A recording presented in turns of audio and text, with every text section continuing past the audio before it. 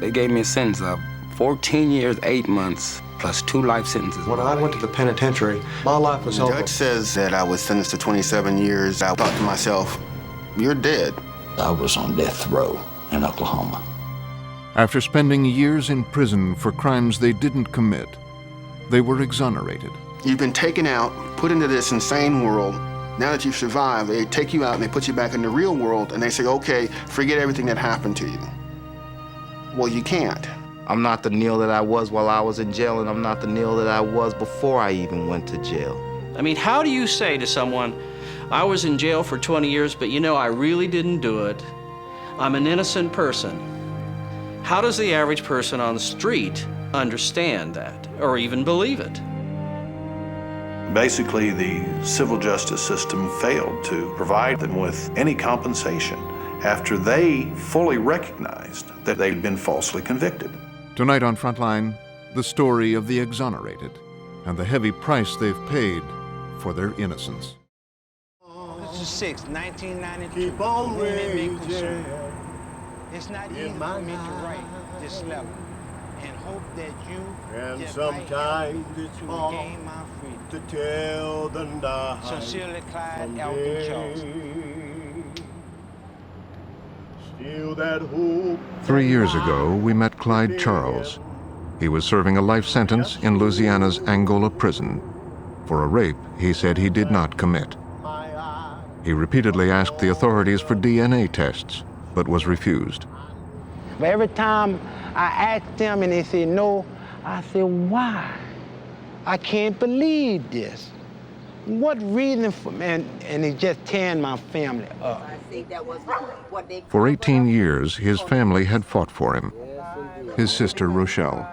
The only thing we want is our brother home. The only thing he wants is to come home. Dear Dr. Quigley, I'm writing this letter in behalf of my brother. His sister Lois spent days and nights working for his freedom. We have asked the law school students. In 1999, Frontline and the Innocence Project took up his cause. Okay, next week. Barry Scheck, co-director of the project, was cautiously optimistic. There could be a fight. I hope there isn't, but there could be a fight. 3 months later, by Christmas 1999, cleared by DNA, Clyde Charles was free and finally embraced by his family.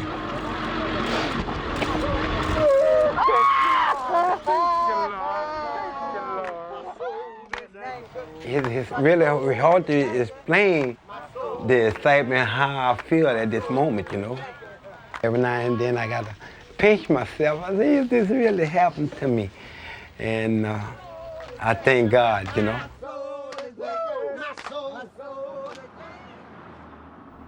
When we met Clyde 3 years later, he wasn't where we hoped he would be.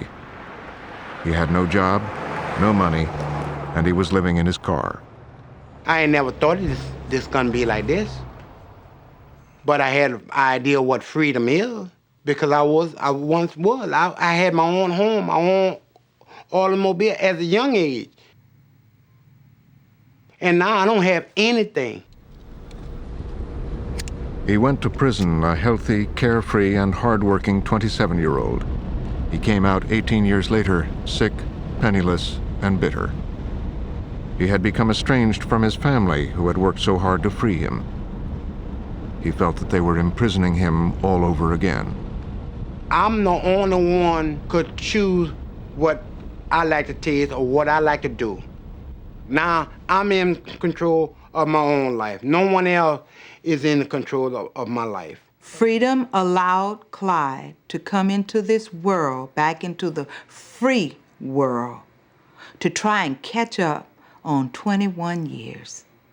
He's trying to go back when he was young, and he can't go back. And I think he couldn't do for a long time, so now if you say you can't do, he go do. He's not taking care of himself all correctly. He do not eat right. He has diabetes. That needs to be taken care of. He don't even take medication for it anymore, I don't think. I do not like to be criticized anymore.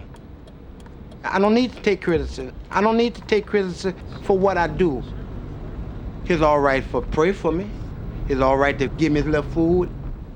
But it's not all right to worry about me. It's not all right to tell me, don't go here or don't go there. I just want him to be taken care of. That's what I want. I want him to be taken care of psychologically first. Number one, get this man some counseling. He's angry. He's really angry. All of this is bottled up inside of him.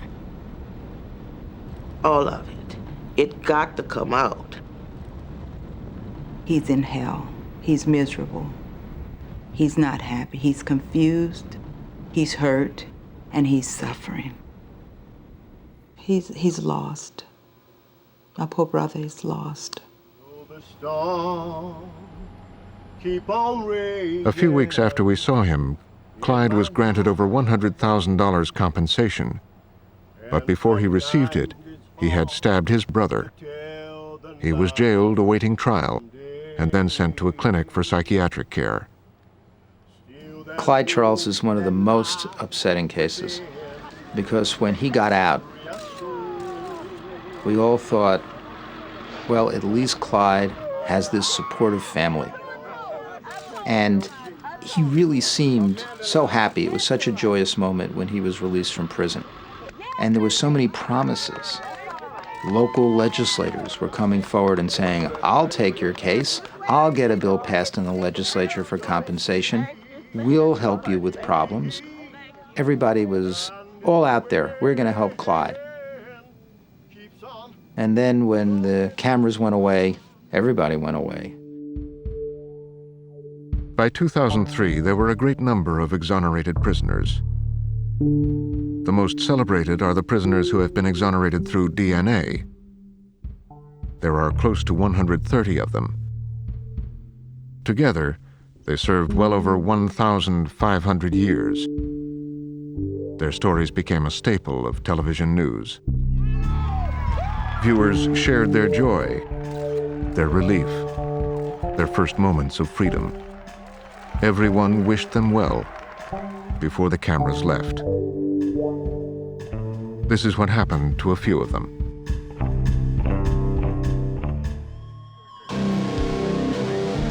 For Ricky Day, it began on January 10th, 1984, when the police in San Diego, California, rushed to the help of a young white woman who had been assaulted and raped in her car by two black men. The police investigation went on for 2 weeks before the victim identified a photograph of Frederick Day as one of the perpetrators. Originally from Iowa, he had a robbery record for which he had served 3 years in prison. When they told me it was a rape, I couldn't believe it. It's just something that I could never conceive of doing. And then when they said it was a white woman, you know what I'm saying, I'm like, oh no, I really can't believe this. You can't be holding me for this. Years later, Dwight Ritter, a well-known San Diego attorney, took up his case. Well, what was so amazing to me was that it was just basically one very simple event that started a consequence that led to an innocent man receiving a life imprisonment sentence and serving over 10 years in prison. And the event was that this photo lineup of approximately 5 photographs were given to this woman who was the victim in the case, and she simply chose out of those 5 pictures, this picture of Ricky. And from that stage on, that was the best evidence they ever had. They gave me a sentence of 14 years, 8 months, plus 2 life sentences bow-legged. My first parole date hearing hasn't even came up yet, and I went to prison in 1984. My first pro date hearing is 2008. So that had been 20-something years before I ever got to see the parole board. He was incarcerated in California's notorious Folsom State Prison. I wouldn't wish that on nobody. Nobody. I'm in one of the most violent prisons in the United States, you know, constantly surrounded by violence 24/7. 6,000 people. Everybody has life sentences, basically. And I was the only person there from Iowa. No friends, no nothing. I didn't know anybody, you know. It just made you have the attitude where you just didn't care about nothing, life itself or nothing. There's just things that happen in that sort of environment that unless you're a strong individual and you're really trying to survive, you'll fall to the wayside. Prison, it's really hard to describe as long as you're talking to a reasonable person, because the very essence of confinement is unreasonable, because the world gets turned on its head, and the conduct that you would think is abhorrible is commonplace. The things that are done to people that you would think are unconscionable are just a matter of routine. There was trouble, there were fights and there were vicious arguments and murder. I only could imagine that what the Jews suffered in World War II prison concentration camps. That was the closest thing that I could give an analogy to, or parallel, or something symbolic that would have come as close to describing what kind of mistreatment. Hello, this is Jack Cowley returning your call. Before he retired, Jack Cowley served as a warden for 20 years in Oklahoma. What goes on in prison that people can talk about? What capacity of depravity do human beings go to when you're void of any real ethics or morals or standards? Oh, I could tell you stories that how can human beings do those kind of things? But I can also tell you stories of what I have done as a deputy warden to people confined in prison, and that after 15 years, I'm still asking God to forgive me for doing it. It happens. I mean, it's just void of, they're very dark places. It's what people will do to one another when no one can see that really cares. Inside those walls, what goes on is, it's totally another world. In order to maintain my sense of sanity and my sense of self-worth, I had to do things, stabbing people and things like that, You weren't a nice guy in prison? No. I couldn't be a nice guy. Nice guys, they finish last or end up dead for real.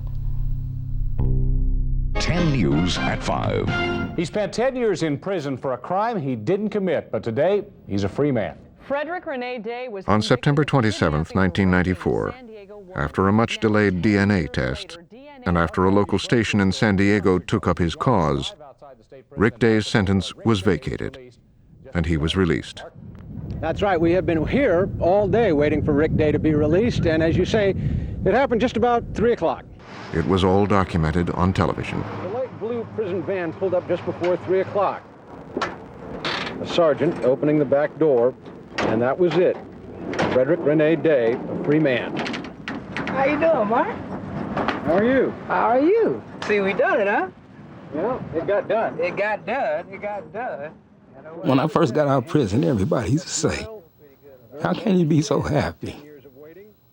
I was happy because of the fact that I got out from under 2 life sentences in 14 years, 8 months. And they used to always ask me, are you bitter? Are you angry? And I used to always tell them no, not knowing full well that I was. Please welcome Rick Day. Hi, Rick. Imagine spending 10 years in prison for a crime you didn't do. 10 years of frustration and rage. Behind bars for 10 years for something you didn't do.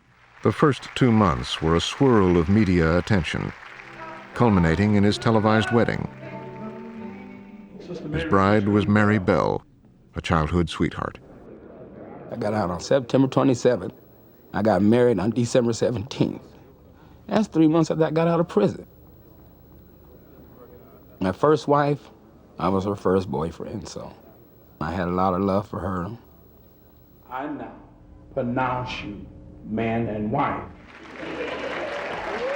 I loved him unconditionally. Despite what anybody said, I still married him. I got married, and I want to say not soon after, I knew it wasn't going to work. Why did you get married? I have no idea. I guess it's because my wife had a nice apartment, you know what I'm saying? She was stable in her job, and I was able to get from her the things that I felt that I needed at that time in my life. He really wanted something at first. He really wanted to be like he wanted to be a comedian. He really wanted to have something. Then all of a sudden, when everybody let him down, it's just like he just let go.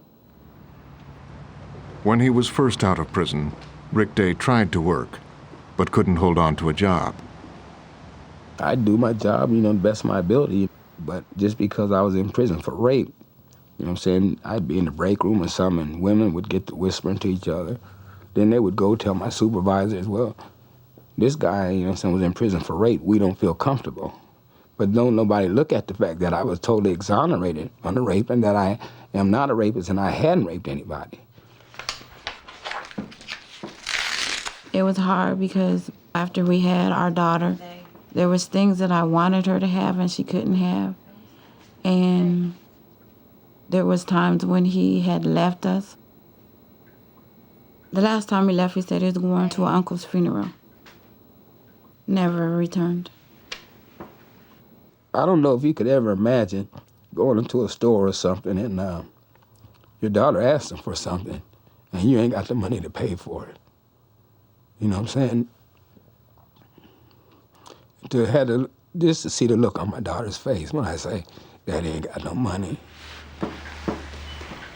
What about I love Jesus with all my heart? You know how to spell all that? Okay.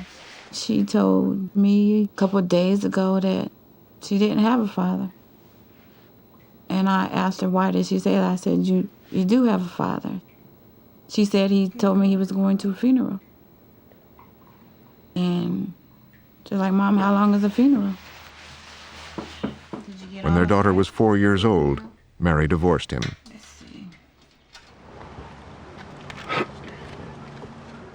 Freedom, I guess, once it's taken away from you, that's the only thing that you basically want back, your freedom.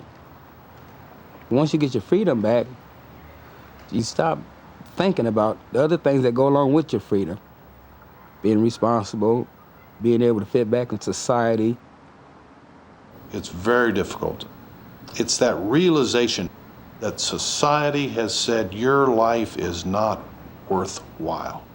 You are a throwaway person. And these types of offenses, that is false convictions, they don't occur to doctors or lawyers, sons of judges or judges.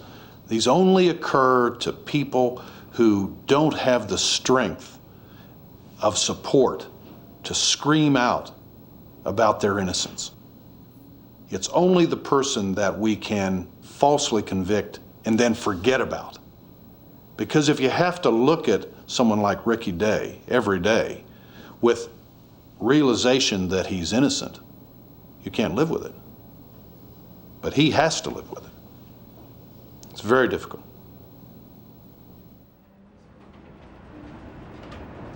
When the Innocence Project in New York City first set out to fight for the wrongfully convicted through DNA tests, they hadn't foreseen all these difficulties.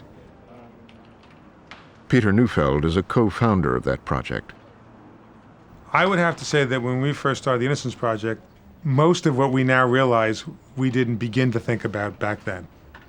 We thought it'd be enough to get people out and they would be so pleased that they got out that everything would be great. Obviously, that was incredibly naive of us. Most of the people who we've gotten out have had, very, very difficult times adjusting, emotionally, financially, work-wise, sexually, you name it, those are the problems they've had. Neufeld himself keeps track of many of them.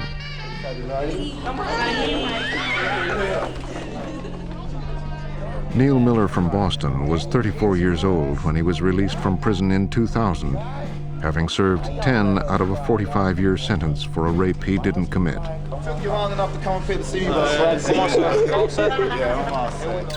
Neufeld was Neil Miller's post-conviction lawyer. I remember the day I walked into court in Suffolk County in Boston to walk him out of prison. You know, at first blush, he was very bookish. He was a philosopher. He was a poet. And he had beautiful things to say. And I thought to myself, my goodness, he's going to have an easy time dealing with life when he gets out because he's so rational, he's so thoughtful, he's so reflective. I can now look back, this was almost 2 years ago. Again, boy, I was really pretty naive. Neil's had a really terrible time adjusting.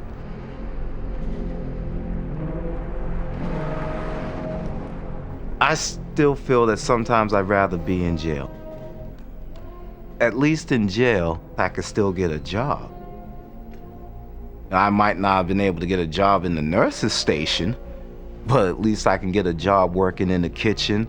I can get a job emptying trash. I can get a job mopping floors. You know, at least there I can get a job. Out here, I can't even get a Burger King job, dishwashing job, you know, a painter's job. I can't get anything. Although I've had people trying to help me, I still can't seem to just get by.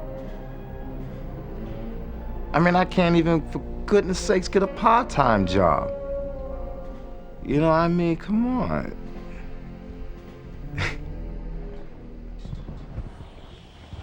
For the first year after he was released from prison, Neil Miller lived with his younger sister Damaris and her husband Dana Smith. They are both correctional officers. Hello. It's hard when every door you open is slammed in your face. Hello? What's up?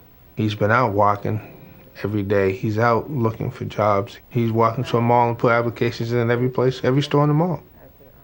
He's trying every possible thing he can do to get over that hurdle, to get back into society. But like I said, the hurdle just gets higher every time. And eventually, everyone has a breaking point. And I think he's reached his. I form on the nickel. After 2 years of looking for work, he now feels defeated and spends his time playing video games. Well, I could sit there all day and play on them. You know, I could sit there all day and just play. Normally, I wouldn't give up on, you know, just life and looking for work, but I'm not the Neil that I was while I was in jail, and I'm not the Neil that I was before I even went to jail. So I play videos to keep me sane. Oh, you bastard! Oh, man. These clubs. Ricky Day, out of work, also spends his days playing games. What you got? There's a king and a jack out there, so you can't beat that. Oh, Ricky, man. After his divorce, unable to support himself and still penniless, he married again. His wife, Castine Johnston, is a correctional officer. The two had known each other when they were younger. What was he like before he went to prison? Oh, he was the type of person that was always cracking jokes. So fun to be with. Everybody enjoyed being with him. And now it's just, he could be happy one minute, next minute he's crying. He don't know why he's crying. There's periods of times that he would take a chair and just sit in the closet and shut the door. And I don't know why, but he'd be in there crying.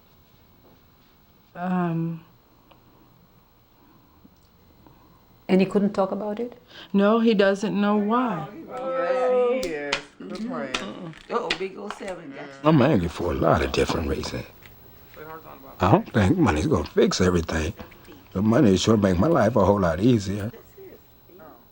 From someone who doesn't have anything, and to be able to have something, I think it would make a great difference.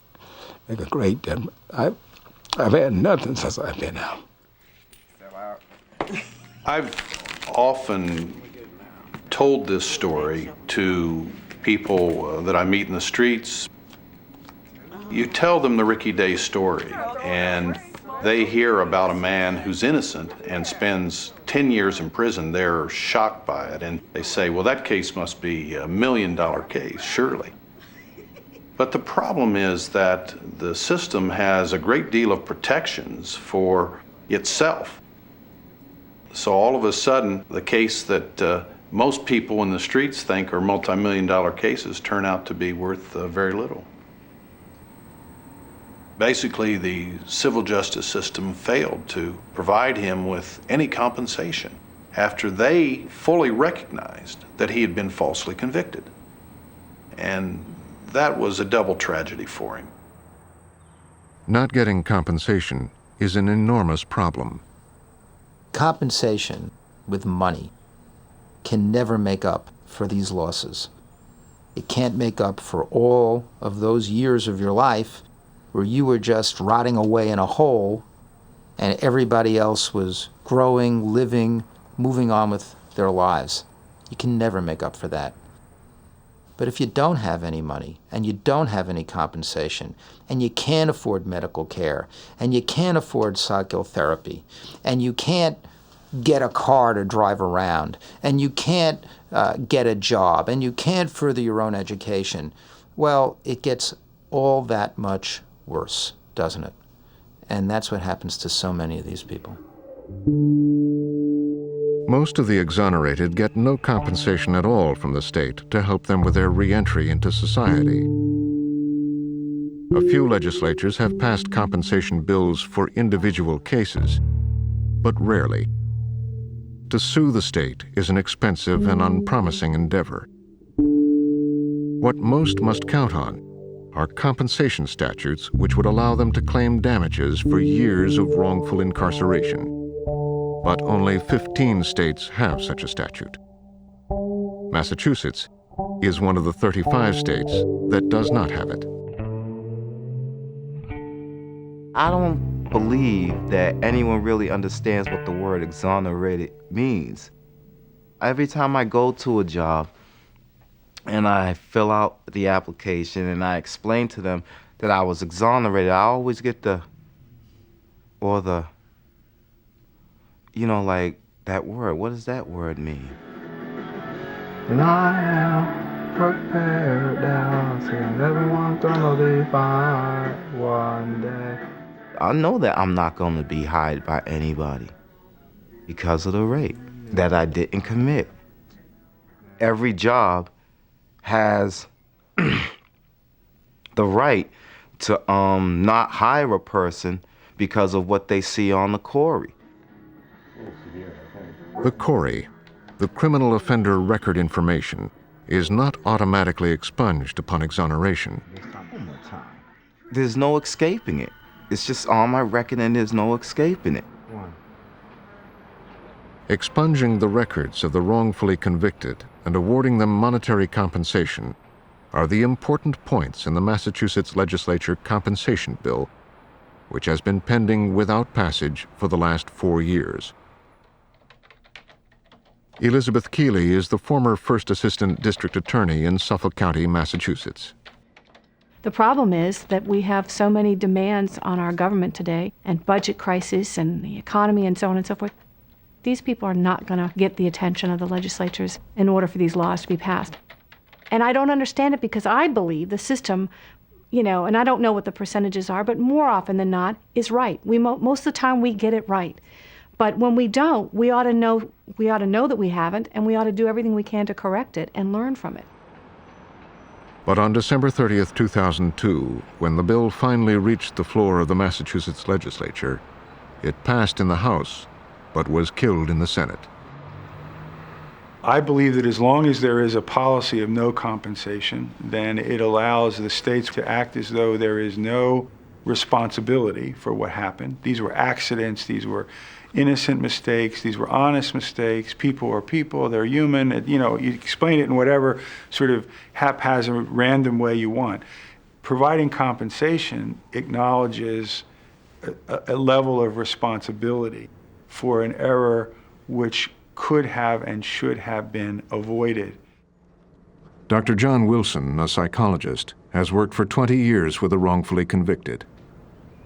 It's an interesting thing, isn't it, in a democracy? If you're a refugee and you come to this country, well, there's all kinds of agencies that will help you move from refugee status to being an American.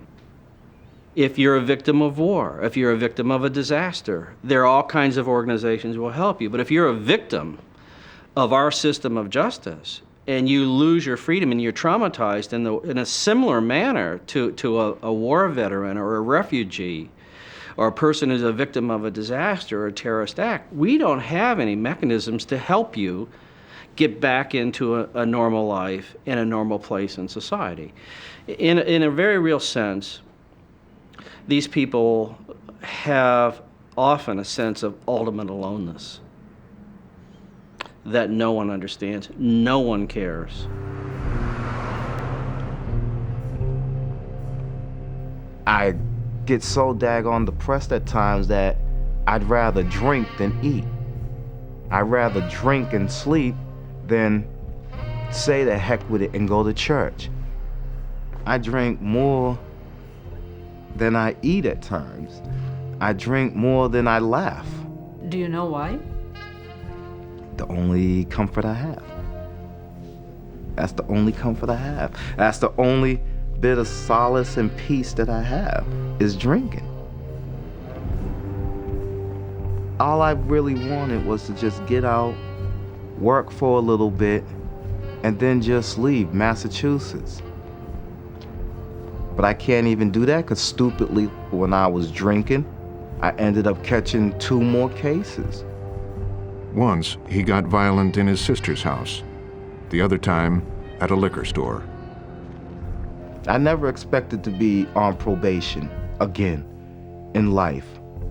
I never expected that, but it happened.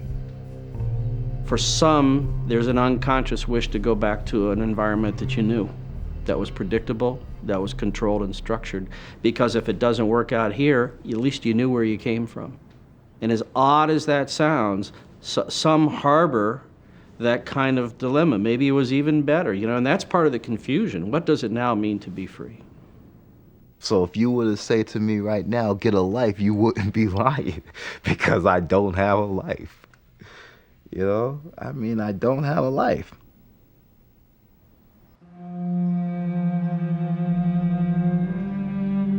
Oklahoma does not have a compensation statute either. Not even for someone wrongfully convicted who was literally snatched from the jaws of death. It was all said and done. They brought me within 5 days of my execution, and my sister, she was my nearest relative, got a letter, as to where they wanted my body sent to, and it gave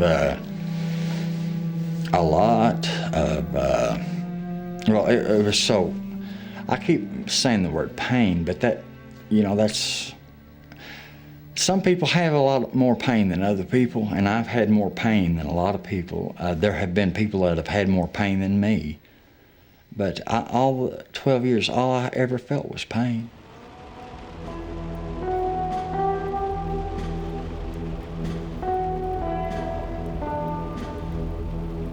When he first was released, we were driving down the highway, and there was a young man out there by the highway jogging.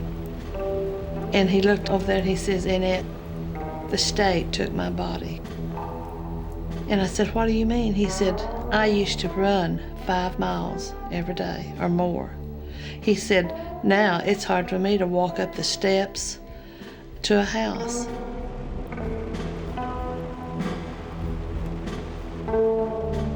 The Ronnie that I knew when he was in his teens and early 20s was a bright, intelligent, articulate, very highly motivated, very competitive. Whatever he did, he wanted to be the very best. He had a goal. But he was injured, and his baseball career went downhill. Deeply troubled, he was eventually hospitalized several times in psychiatric clinics. Then in 1982, A young woman was raped and murdered in the small town of Ada, Oklahoma, where Williamson lived. The case lingered unsolved for 5 years until in 1987, Ron and his friend Dennis Fritz, a science teacher, were arrested and tried for the murder. Despite their protestation of innocence, Dennis Fritz got life. Ron Williamson, death. Death row is the closest thing that I can imagine other than Krakow, Auschwitz, Treblinka, really a place of hell on earth. It was devastating to be moved there and to find out that there actually was a place, not some mythical place, but actually a physical presence. I was on death row in Oklahoma for the murder of someone I didn't murder. Just the worst nightmare. That's what it was. It was just a nightmare. When I first met him in the summer of '91, it was at the old McAllister prison, which is where they were all housed. As we talked, he was relatively calm, but it was clear to me that something wasn't quite right. Then in November of '91, the death row unit was moved into the new underground facility known as H Unit. This is a supermax unit. The unit is built underground. There is no natural light or air that gets into the building, and the men are in concrete cells with concrete bunks, and they're locked down there 24/7. In other words, it's a punishment. It's a jail within a jail. It was told to me that he was so angry, he would stand at the door of his cell, hollering for hours and hours, "I'm innocent, get me out of here," until he would lose his voice. Ron went into this system a mentally ill person, and being under that situation was just horrible for him. I went to see him one time, and I was sitting on the other side of the glass, and I thought, well, why are they bringing this old man to see me? He had lost 90 pounds, and his hair had turned gray. He was dirty, and then when he come in closer, I realized it was Ronnie. If I had met him on the street, I would not have recognized him. He looked that different. Broke my heart. For so long, when I would see Ron, he would always talk about voices. Why do these voices come in and they talk to me and they ask me why I did this and I didn't do, I mean, he would weep. And I really assumed that was part of the psychosis. I found out at one point that in fact what was happening in the middle of the night is that the guards were coming in over that one-way intercom, harassing him, mentioning the name of the victim. Why did you do this to me, Ron? You know, that kind of thing, which I was so appalled I couldn't believe it. And the guards apparently were doing this because they thought it was fun. It was frightening, not in the sense of how he looked, but I was genuinely scared for him because I saw he was going completely out of control and no one was doing a thing about it. No one. His attorneys did try to call and make some calls, but they were virtually ignored. Then, in 1999, his public defenders, who had been working hard on his behalf, managed to prove through DNA tests that neither he nor Fritz were involved in the murder. The motions to dismiss will be granted for both of you.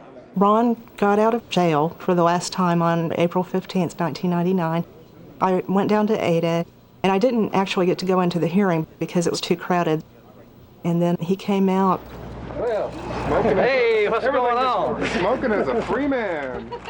At one point, he stopped to talk to some of the press, and he saw me, and it's like, Kim, and he gave me a big hug, and I just can't tell you the feeling in my heart on that day I still just, to see what he had gone through all those years, and then to see him walk free, it was just one of the, I think, the best moments of my life.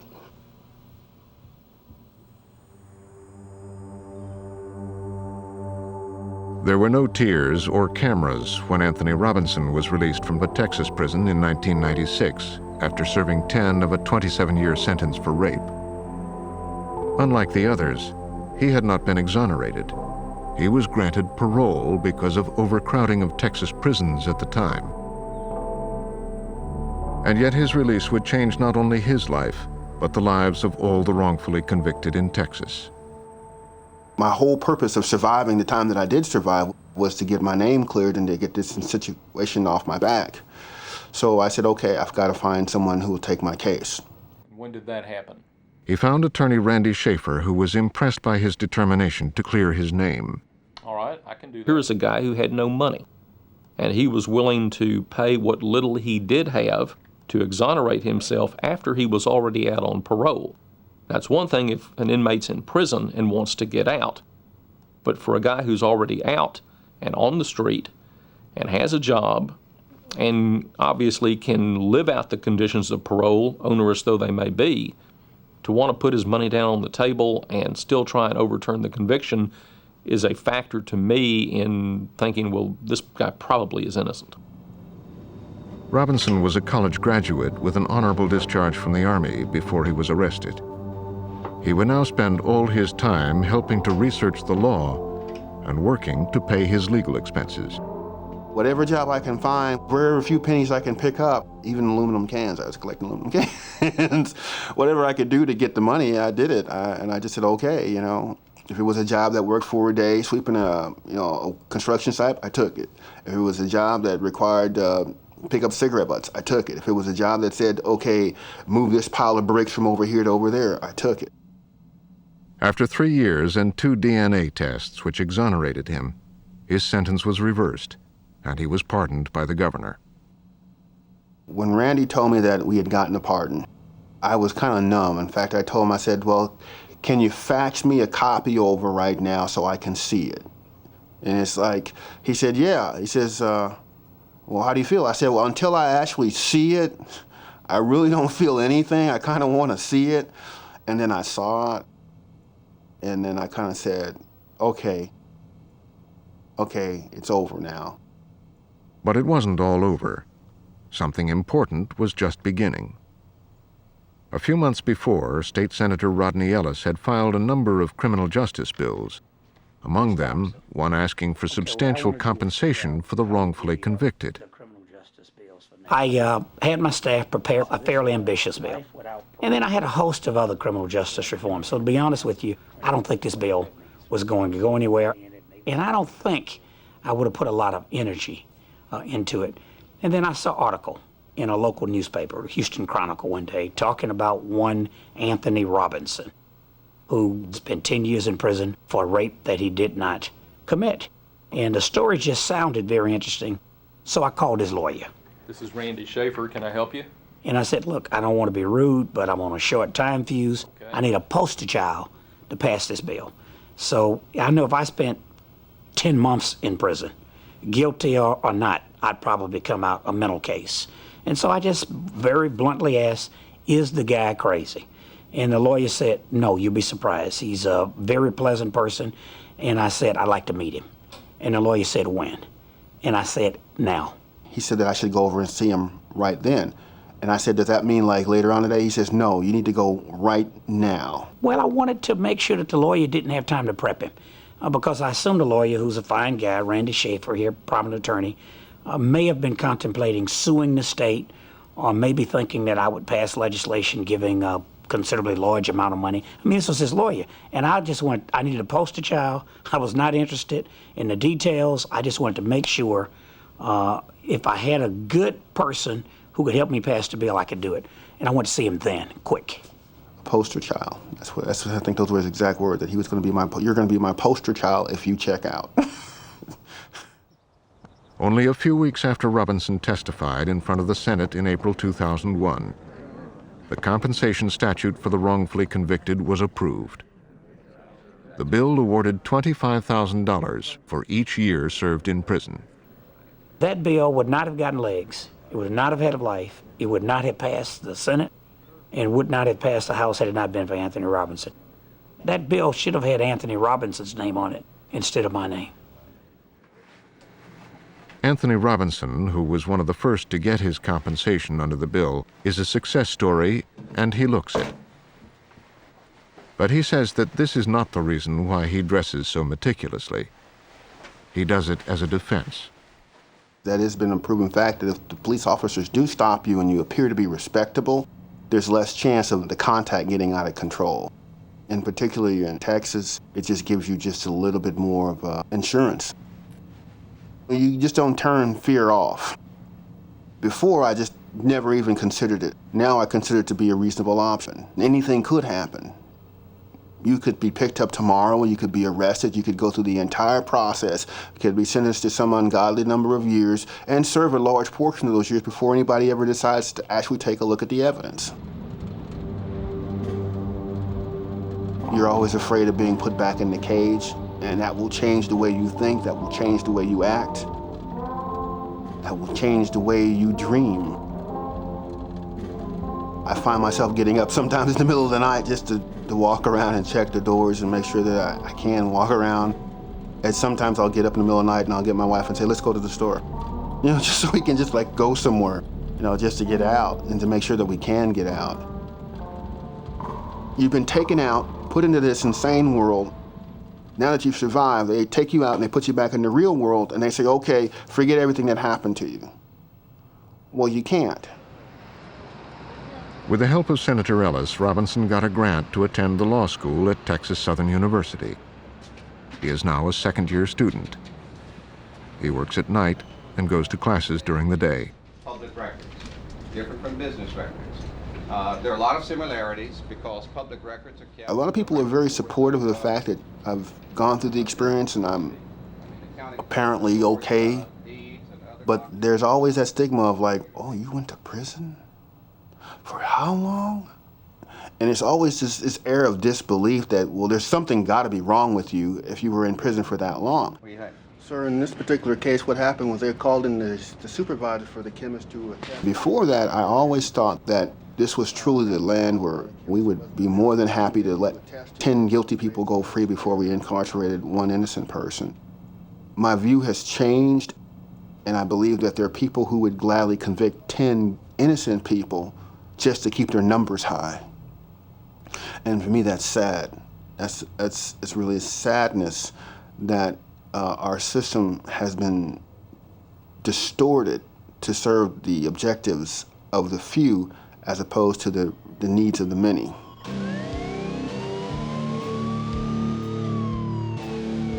If innocent people can find themselves arrested and convicted, only to be exonerated 10 or even 20 years later, why don't they all sue the state for wrongful convictions?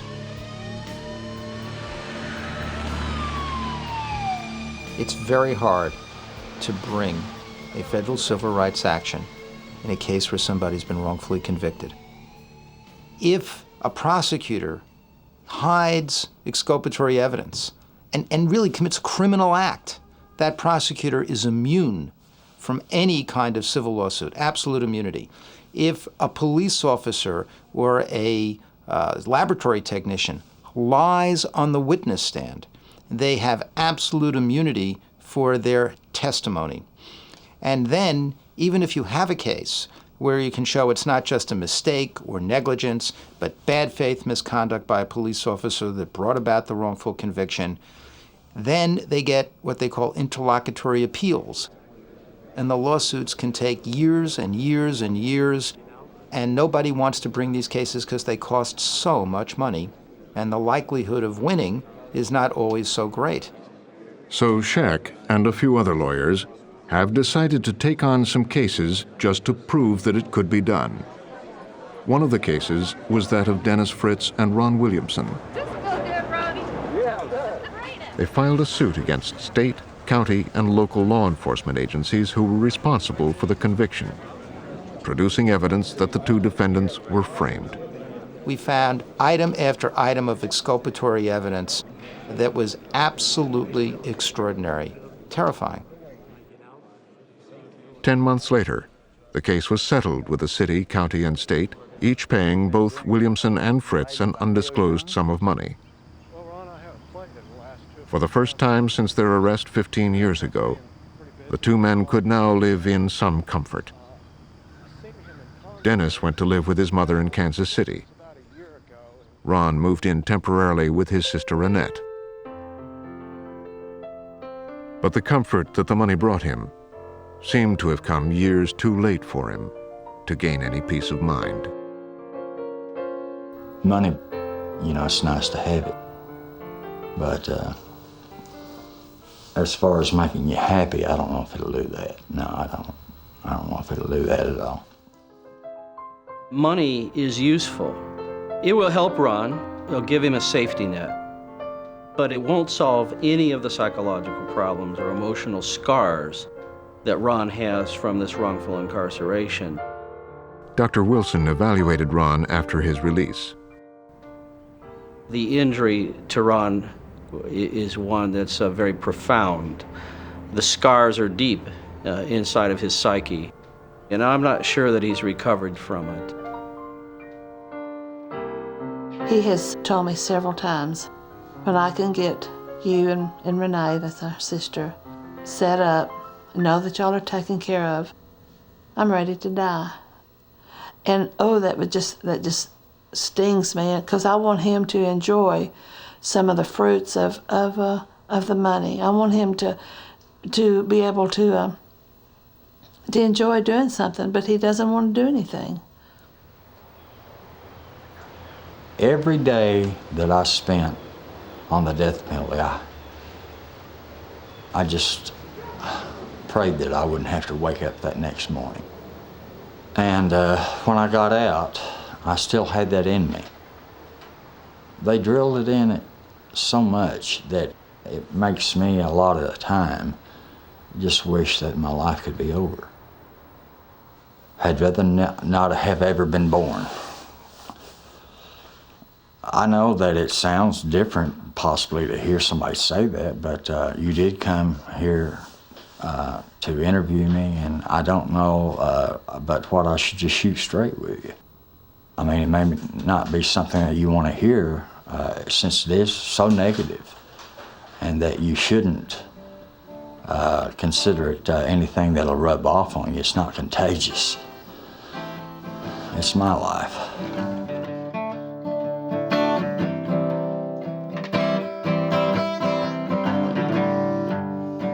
I'll turn 50.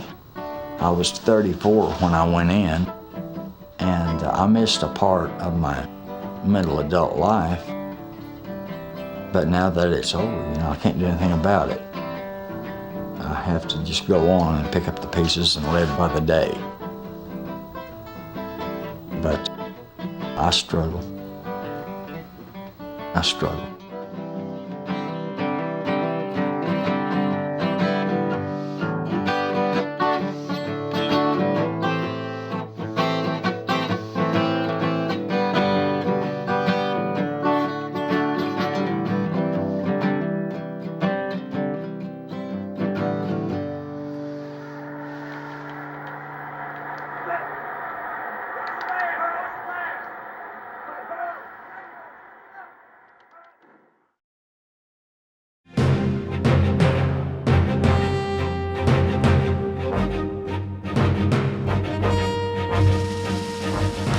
Next time on Frontline, it was Wall Street's hottest stock. WorldCom was a gravy train for almost everybody. And when it went under, the hype was alive for 3 or 4 years before it burst. Ordinary investors lost billions. They were duped. Did Wall Street sell out America? I was robbed, I was lied to, I was stolen from. Who do they think they are?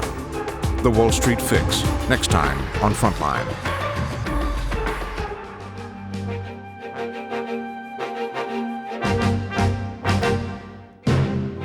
Educators and organizations may purchase a copy of Frontline's Burden of Innocence from PBS Video at 1-800-PLAY-PBS.